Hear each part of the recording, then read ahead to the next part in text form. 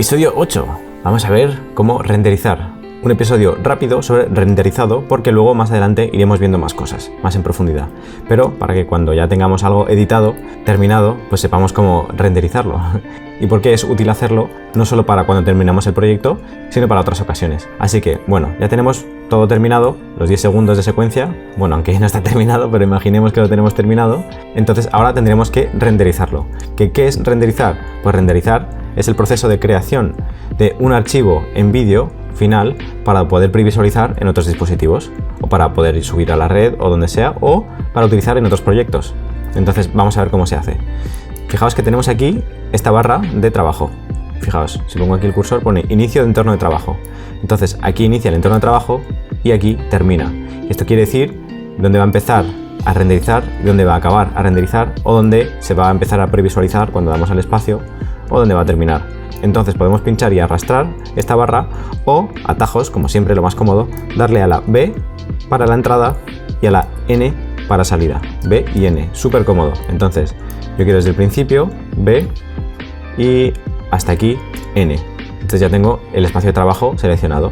Muy cómodo, muy cómodo. Atajitos, siempre que se pueda, atajos. Vale, ahora para añadir a la cola de renderizado podemos ir aquí a composición, añadir a la cola de procesamiento. Bueno, renderizado, procesamiento es lo mismo. Render es en inglés, entonces procesamiento pues es más español. Bueno, esto según la versión de Adobe tendréis una palabra u otra porque lo traducen de diferentes maneras. Vale, como siempre, atajos. Siempre hay atajos para esto. Así que yo cuando tengo la composición seleccionada, en vez de ir a composición, hago control, comando M. ¡Tachán! Y se añade directamente a la cola de procesamiento que la tenemos aquí. Fijaos, composición y aquí cola de procesamiento. Mucho más cómodo con atajos. Lo primero que hay que hacer es ir aquí donde pone módulo de salida, sin pérdida. Sin pérdida quiere decir que se va a renderizar a la mayor calidad, entonces es lo que queremos, eso no lo tenemos que tocar. Entonces aquí nos encontramos varias cosas. Formato QuickTime, o si estáis en Windows puede que salga Windows Media. Entonces estos simplemente son contenedores. QuickTime, WMV y muchos más son contenedores. Es decir, es como una caja donde podemos guardar vídeos, pero no son códecs. Entonces QuickTime funciona casi siempre bien. Fijaos, aquí tenemos un montón. No suele hacer falta cambiarlo, así que eso lo dejamos así. Después, salida de vídeo. Aquí tenemos canales, que esto lo iremos viendo, pero RGB es Red, Green and Blue. Rojo, verde y azul, que son los colores normalmente que se utilizan en vídeo. Pero además tenemos alfa y RGB más alfa. ¿Esto qué quiere decir? Los canales, importante, pues que RGB da información con respecto a los colores y alfa es el cuarto canal en cuanto a vídeo que se refiere a la transparencia, es decir, que guarda la transparencia. Entonces, por ejemplo, si hemos editado un título de entrada, por ejemplo, el que aparece siempre en mis vídeos que pone Rubén JR con la bolita que va dando saltos, ese lo guardé en RGB más alfa porque ese vídeo es solo el título y el resto transparente para que se vea pues, el tutorial que estoy grabando en cada ocasión. Pero en esta ocasión, como es un vídeo completo, no queremos que guarde transparencia, pues RGB nos valdría. Y después, aquí en opciones de formato, importante, porque aquí elegimos el códec. Entonces hacemos clic y aquí lo tenemos, códec de vídeo. Animación. Animación es un códec que guarda muchísima calidad, pero ocupa mucho. Y además guarda la transparencia, pero ocupa mucho. Entonces normalmente si vamos a subir a internet o a utilizar en un proyecto normal, el códec que se suele utilizar es H264. Es el de los más comunes. Hay muchos, Apple ProRes, que son con muchísima calidad, muchísima resolución, no pierde nada, pero H264 es muy comprimido, ocupa poco, va rápido, es compatible con todos los editores de vídeo, es compatible en los navegadores para ya subir a internet o donde sea. Entonces ese es cómodo. Y aquí, pues calidad, más menos calidad, sencillo, ¿no? Y ya está, daríamos a OK. Y el audio, bueno, podemos activar o desactivar si queremos que guarde audio o no. Activada, automática, desactivada. Entonces le damos a aceptar. Y ahora solo tenemos que elegir aquí abajo donde pone salida a, pues el lugar donde queremos que lo guarde. Por ejemplo, en escritorio, pues foto 2.5D. Ahí le damos guardar y le damos a procesar, o podríamos seguir añadiendo archivos a la cola de procesamiento para después, cuando ya terminemos de trabajar, que se vayan procesando todos, uno después de otro. O incluso podríamos utilizar, fijaos, si selecciono la composición y vamos aquí a composición, podemos añadir a la cola de Adobe Media Encoder, que esto es un programa aparte de Adobe, en el que podemos crear colas muy largas de procesamiento para poder seguir utilizando aplicaciones, After Effects, Premiere, mientras se procesan vídeos. Entonces no hace falta dejar de trabajar cuando estamos exportando o renderizando vídeos, sino que podemos añadirlos a la cola de renderizado de Adobe Media Encoder. Pero esto lo vamos a ver más adelante con más detalle, así que solo para que lo sepáis. Pero el procesamiento, el renderizado, no solo es para cuando tenemos ya un archivo final que queremos ya exportar a un vídeo, sino que, por ejemplo, imaginaos que yo esta capa la quiero guardar así, pero luego quiero añadir otras capas encima de ella. Es decir, yo sé que esta parte ya la quiero guardar, ya está terminada, pero por cualquier razón, porque tiene muchos efectos o por lo que sea, va muy lenta mi ordenador y no se puede previsualizar bien, porque a lo mejor le he aplicado un montón de efectos o lo que sea, ¿no? Entonces, es muy común que en animación, en After Effects y demás, cuando utilizamos muchos efectos, haga falta pre-renderizar, es decir, preprocesar. Es decir, las capas que ya sabemos que van a quedar así definitivamente, las exportamos como un vídeo, que las podemos exportar con un códec, por ejemplo, que no pierda, como animación, y luego las volvemos a importar a otra composición de After Effects, pero ya pre-renderizada, porque sabemos que esas capas, esos clips de vídeos en concreto, ya están finalizados y lo que vamos a hacer es añadir otros efectos encima u otras capas encima o lo que sea, para poder trabajar sobre ellas, porque nuestro ordenador no es suficientemente potente o porque tiene un montón de efectos. Es muy común esto. Así que con esto ya hemos terminado el episodio 8 sobre renderizado. Vale, episodio 9. Vamos a ver ahora cómo importar fotografías o archivos desde Photoshop. Entonces, uno de los puntos muy fuertes de After Effects es la integración con otros programas de Adobe. Está muy integrado, entonces hace que el paquete Adobe sea pues muy potente. Que de hecho, si no tienes todos los programas de Adobe, pues en mi página web puedes encontrar un enlace a la página de Adobe para echar un vistazo a los planes, etcétera, etcétera. Vale, entonces vamos a ver cómo añadir desde el principio un archivo Photoshop a After Effects. Así que este que teníamos editado lo voy a guardar y voy a crear un nuevo proyecto. Archivo, nuevo proyecto. Y estamos desde cero. Entonces, antes de importar, vamos a ir a Photoshop para ver cómo es el archivo que vamos a importar, que es el mismo sobre el que hemos estado trabajando, porque creo que es muy ilustrativo, pero he añadido un texto y he cambiado el tamaño de algunas capas y además voy a cambiar el modo de fusión de esta capa a trama, simplemente a modo ilustrativo. No es porque esto quede bien, sino para que veamos una cosita después. Entonces, ¿qué tenemos aquí? Vamos a verlo así un poquito más grande. Tenemos varias capas, la primera de fondo, después las cartas, cada una en una capa, después la capa en la que estoy yo y después una capa de texto con una sombra paralela. Entonces, esto lo vamos a guardar, lo tenéis en la carpeta materiales, carpeta 9, importar archivos de Photoshop, y aquí lo tenéis, foto 2.5D, episodio 09. Entonces, ahora vamos a After Effects y aquí directamente podemos importar, como ya os he contado, directamente vamos a la carpeta, yo creo que es lo más cómodo, pinchamos y arrastramos el archivo, o podemos ir aquí, archivo, importar archivo, un montón de otras cosas, o doble clic sobre el monitor proyecto, nos aparece aquí Finder o explorador de Windows o lo que sea y hacemos clic en la fotografía y la importamos. Entonces, cuando le damos a importar, nos deja aquí elegir opciones de importación, que de hecho, esto, fijaos, si hacemos doble clic, vamos a importar, pero aquí abajo en el cuadro de importación le damos a opciones, nos aparecen también las opciones, importar como material de archivo, como composición conservar tamaños de capa. Esto lo vamos a ver, yo creo que lo más fácil es cuando le damos a importar, le damos a aceptar y nos aparece aquí, está todo. Entonces, material de archivo quiere decir que se va a importar como una foto y ya está. Aunque tengamos todas las capas, esto lo va a interpretar como una fotografía y ya está. Como una composición, como ya sabemos, una composición de After Effects, pero nos va a conservar las capas y además nos puede conservar los estilos de capa, es decir, los estilos de fusión, sombras, efectos, todas estas cosas. O podemos decirle que fusione los estilos de capa porque no queremos cambiarlos o queremos cambiarlos directamente en Photoshop, también puede ser una opción.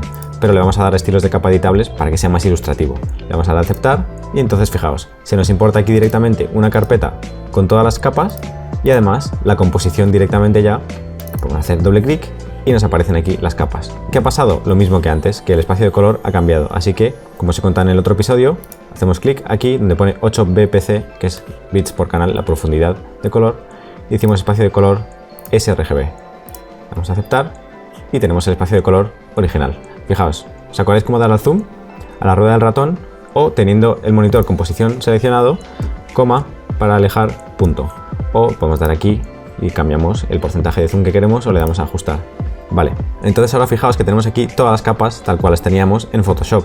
Y esto es súper interesante porque ahora ya podemos editarlas, podemos animarlas como hemos visto en los episodios anteriores, seguir editándolas y conservamos, fijaos, en esta capa, en esta carta, ¿os acordáis? Se conserva el modo de fusión que hemos creado. Entonces para la gente que prefiere editar en Photoshop crear títulos o rótulos o lo que sea, podemos crear en Photoshop y guardar todos los estilos de capa que hemos creado en Photoshop y nos los importa aquí.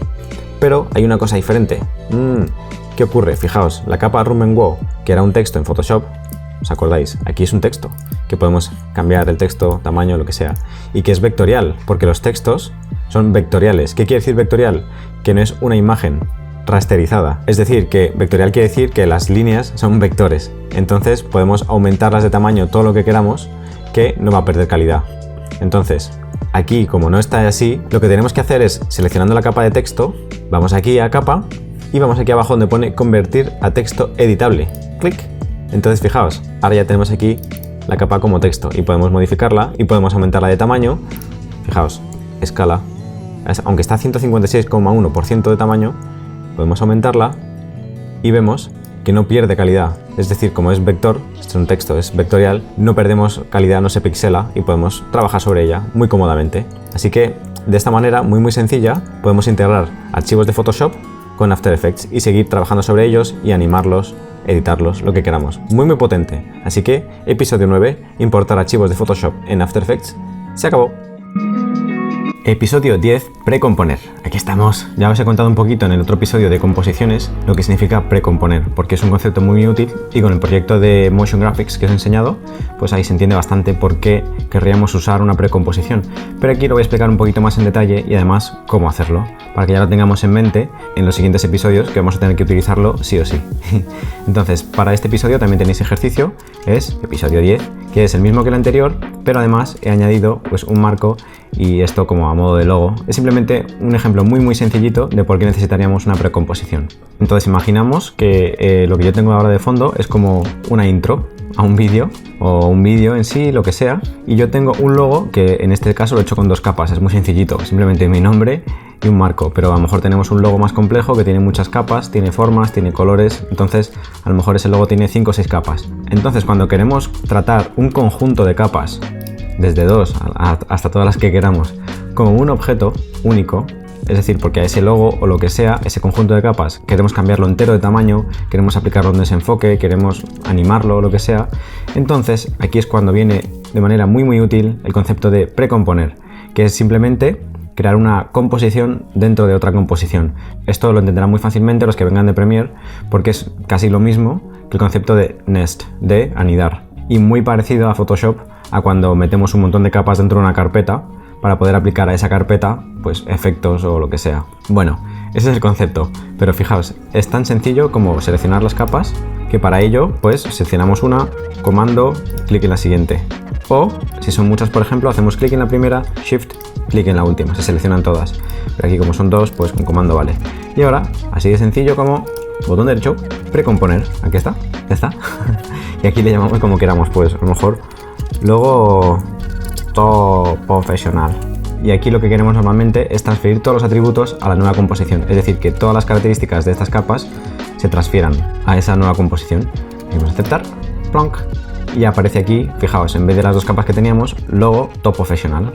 Y si hago clic en el ojito, pues se quitan las dos capas porque se está tratando como si fuese un objeto. Interesante, ¿no? Interesante. Y fijaos que, como es una composición nueva, aquí arriba en el panel proyecto se ha creado una nueva composición.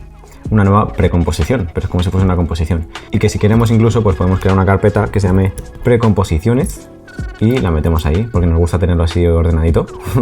Puede ser, ¿no? Vale, entonces ahora, si hacemos doble clic sobre esta precomposición nueva que se ha creado, pues vamos a la composición en la que tenemos solamente esas dos capas, que esto ya pues con todos los atributos la he animado. Fijaos qué sencillito, es una animación muy sencilla. Vamos a verlo aquí. Simplemente pues que aparece el nombre, que esto ya vamos a ver cómo hacerlo, súper sencillo. Y después aparece este cuadro, este marco y ya está, así de sencillo. Vale, entonces ahora viene lo que da sentido a por qué yo querría meter estas dos capas en una precomposición. Por ejemplo, ahora yo quiero, después de que ya se ve en un par de segundos este logo, pues que desaparezca.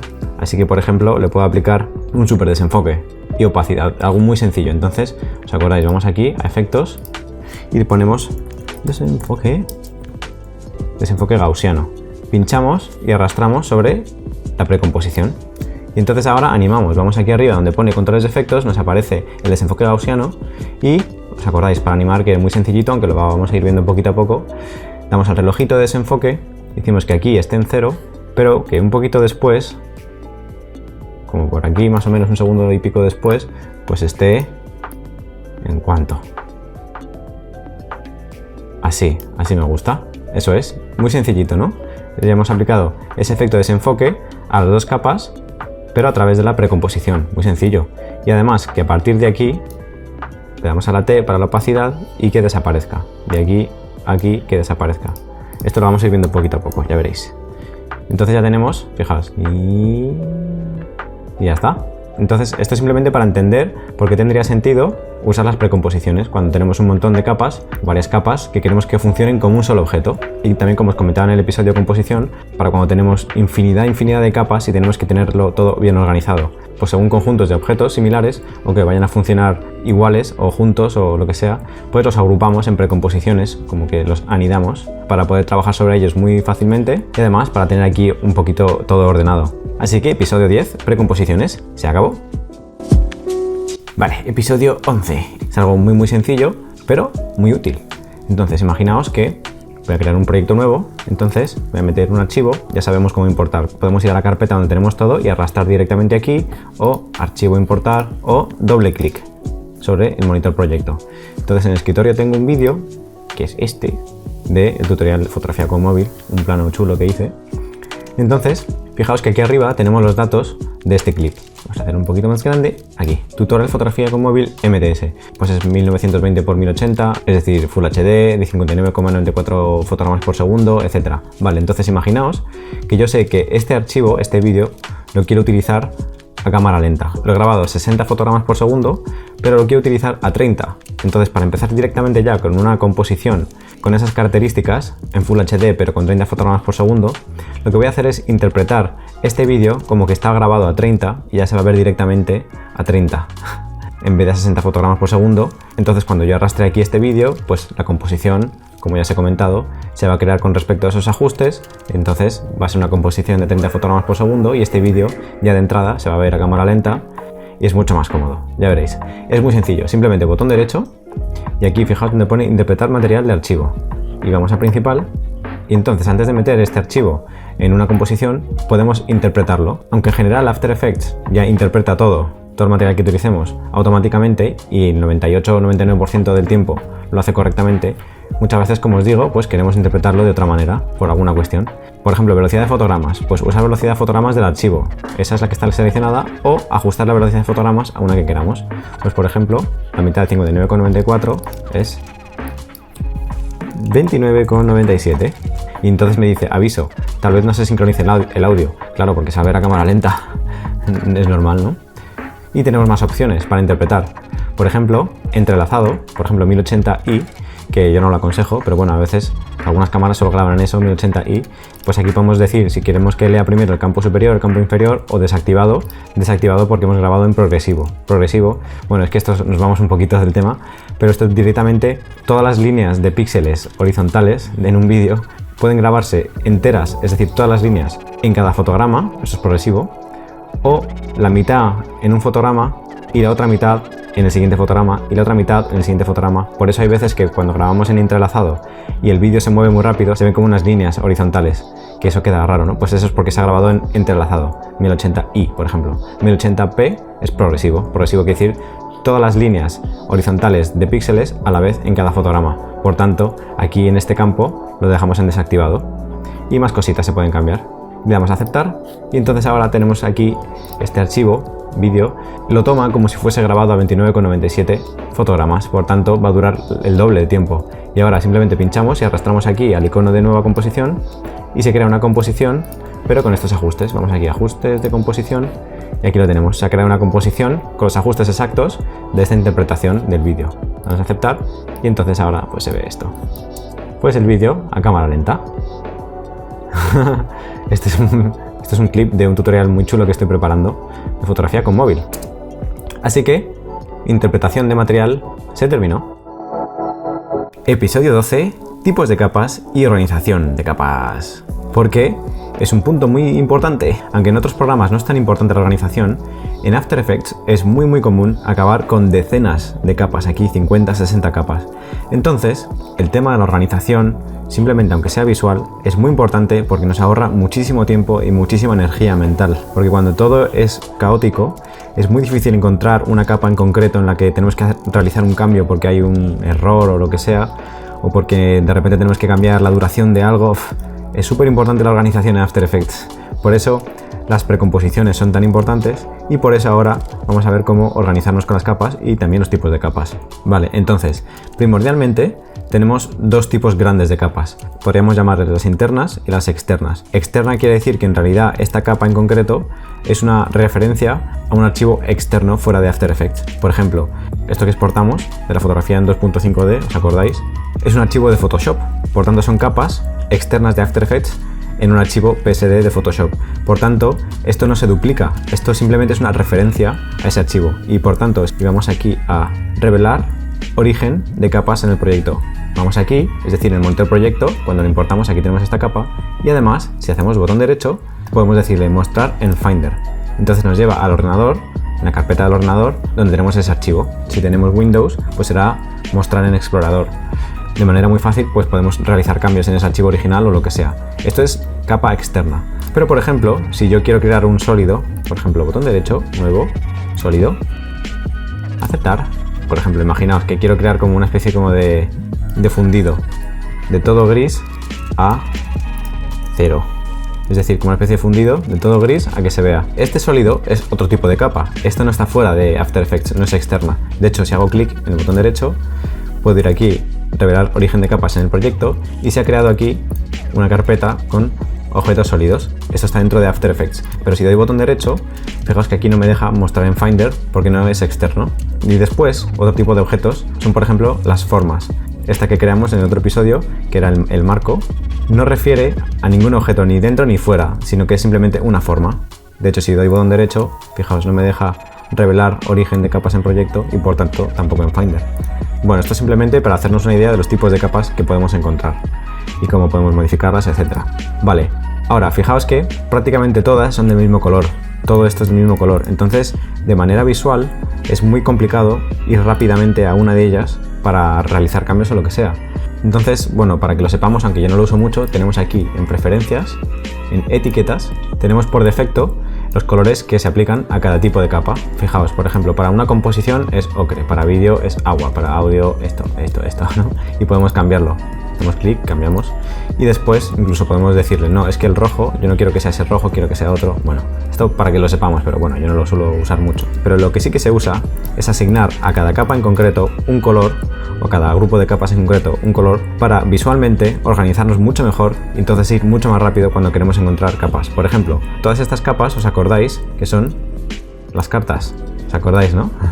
Uy, ¿cómo he hecho esto? ¿Cómo he activado todas? Pues pinchar en una, en el ojito, arrastrar hacia abajo, entonces se van quitando. Pincho y se van poniendo.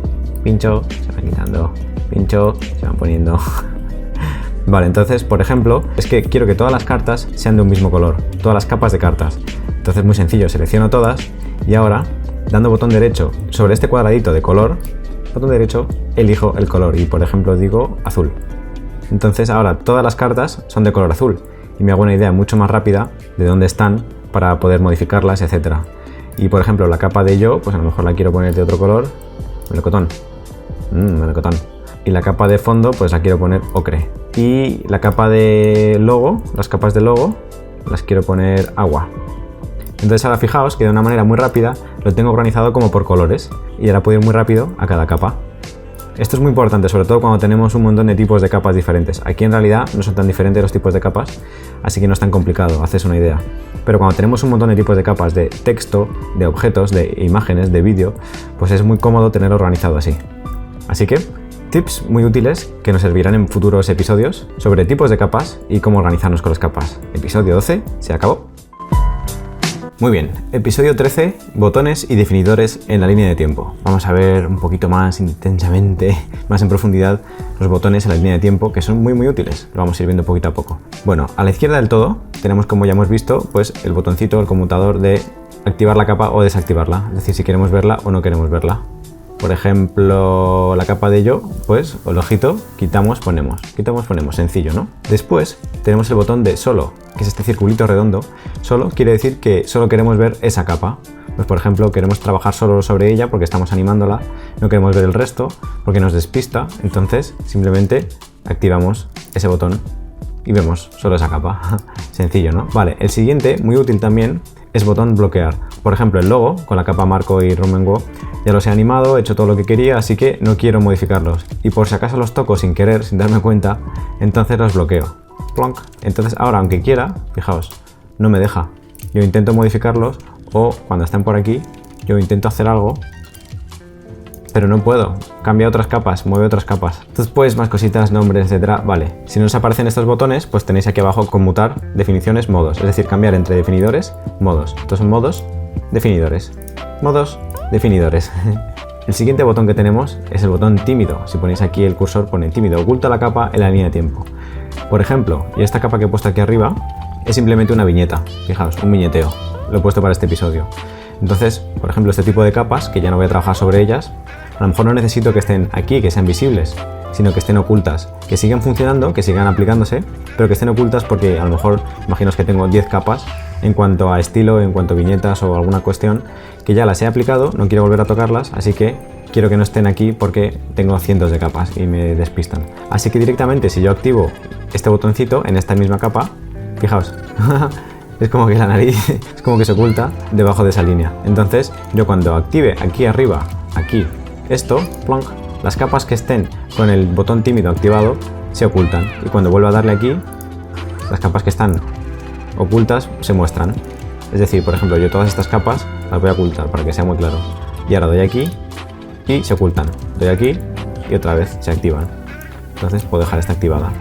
Vale, la siguiente, fijaos, si lo pongo el cursor pone para la capa comp, contraer transformaciones, para la capa vector, rasterizar continuamente. Bueno, esto, como ya os he contado en otro episodio, por ejemplo, si tenemos una imagen vectorial, pues la rasteriza continuamente. ¿Esto qué quiere decir?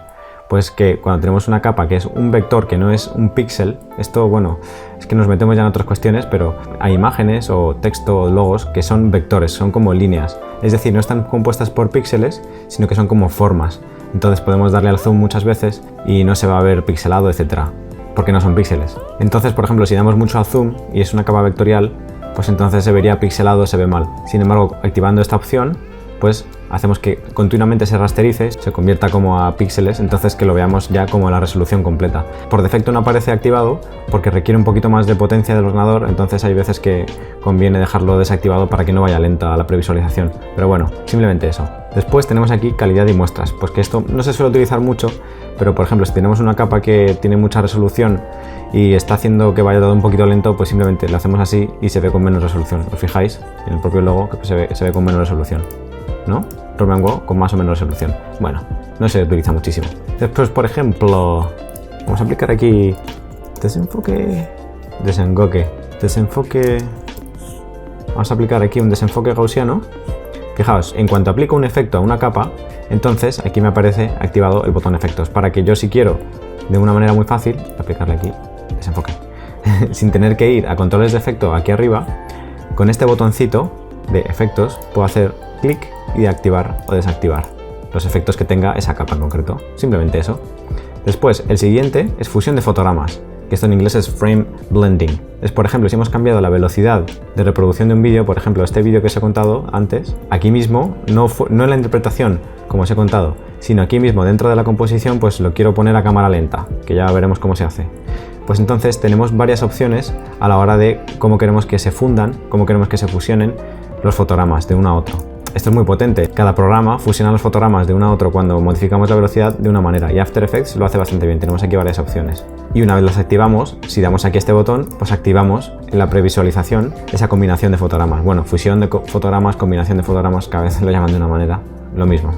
Vale, el siguiente muy interesante es desenfoque de movimiento. Pues esto es simplemente que cuando animamos un texto, por ejemplo, vamos aquí, fijaos, este texto Rumengo, que se está moviendo de izquierda a derecha, imaginaos que yo lo muevo rapidísimo, pues para que parezca más natural se puede activar el desenfoque de movimiento, es decir, que de un fotograma a otro salga como movido. Vamos a hacerlo así, un movimiento muy rápido. Fijaos, si yo tengo desactivado, simplemente en 3 fotogramas se mueve de un lado para otro, pero está completamente congelada la imagen en el movimiento. Pero si yo activo aquí, en esta capa, en la capa Room Texto que se está moviendo, el desenfoque de movimiento, y además lo activo en la previsualización, aquí habilita desenfoque de movimiento, fijaos, tonk, se va moviendo y hace como y acaba ahí. Esto es muy útil, porque como en After Effects se animan muchísimas cosas en cuanto a movimiento, pues crear un movimiento más natural con desenfoque es una cosa súper útil y que utilizaremos muchísimo. Y ya el último que vamos a ver aquí es el de 3D, que esto se ve aquí muy fácilmente. Vamos a darle a la P de posición, y aquí vamos a guardar la P. Fijaos, si yo creo un marco, como he creado aquí, este marquito, y tengo el 3D desactivado, entonces solo tengo posición en el eje Y y en el eje X, es decir, arriba, abajo, izquierda, derecha. Pero con este botoncito de 3D, activo esta capa para que funcione en 3D. ¡Plonk! Y entonces ahora ya tengo la posición Z, en el eje Z. Es decir, puedo mover arriba, abajo, izquierda, derecha y adelante y atrás. Eso es 3D, en las 3 dimensiones, ¿no? Y también puedo cambiar la rotación y también puedo cambiar la orientación. Lo voy a dejar como estaba. Y ya está, ya hemos visto los botones y definidores principales en la línea de tiempo. Episodio 13 se acabó.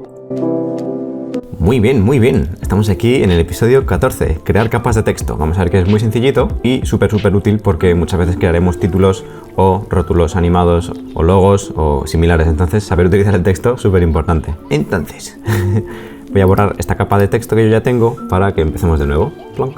La borro. Vale, a veces es útil para cuando creamos textos u objetos animados o similar, utilizar esta herramienta de aquí. Fijaos, si pongo el cursor, pone elegir opciones de cuadrícula de guía.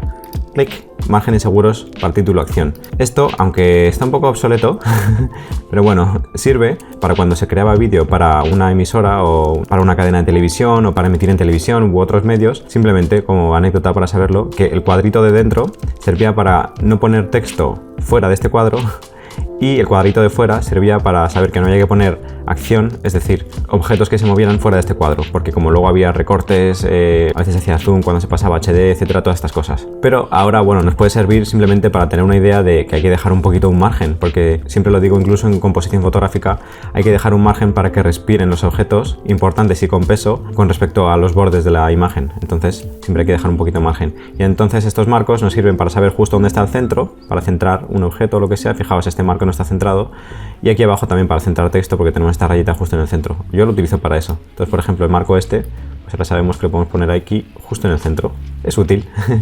Vale, entonces, para crear texto, varias maneras. La primera, por ejemplo, que a mí me suele salir muy fácil, es aquí en el panel de la composición, en un espacio donde no haya ninguna capa, botón derecho, nuevo, texto. Eso es una manera. Otra manera, directamente, pues ir aquí a la herramienta texto, que es comando T, hacemos clic, o comando T. Y entonces ahora tenemos, fijaos, el cursor se cambia y ahora tenemos la herramienta texto. Y simplemente pues hacemos clic, plonk, y fijaos que aparece el cursor este parpadeando y ponemos con mayúsculas Rumenwa. Ahora si queremos moverlo, la manera más fácil que yo siempre uso es presionando comando, fijaos que cambia el cursor, ¿no? Entonces podemos hacer eso y movemos. Ah, ¿qué pasa? Actualización deshabilitada. ¿Qué es esto? Error. Warning. No, que me he dejado la tecla mayúsculas apretada. Entonces no actualiza, es decir, no refresca la imagen. Así que no pasa nada. Quito mayúsculas. Entonces ahora comando y muevo. O si no, otra manera, pues pasar a la herramienta V, que también podemos darle a la V. Entonces vamos aquí directamente, clic, V y movemos. Pero fijaos que ahora ya no tengo la herramienta texto. Por eso a mí me gusta, si estoy con la herramienta texto, presiono comando y muevo a donde sea, aquí, pero no pierdo la herramienta texto. Entonces ahora puedo seguir escribiendo lo que sea. Y como ya sabéis también, pues aquí en la propia capa de texto que se ha creado aquí abajo, en la composición, si damos a P de posición, pues nos aparece esto. Y si veis, podemos mover en el eje X, eje Y, control Z y ahí en el centro. Vale, una cosa útil cuando estamos trabajando con textos es cambiar el espacio de trabajo a texto, para que nos salgan aquí todas las herramientas de texto y además que tengamos la línea de tiempo alargada. Entonces, muy sencillo, vamos aquí, donde están los espacios de trabajo, hacemos clic en las dos flechitas estas, plonk, texto. Aquí lo tenemos. Entonces ahora tenemos la línea de tiempo estirada y aquí todos los ajustes de texto que podemos aplicar.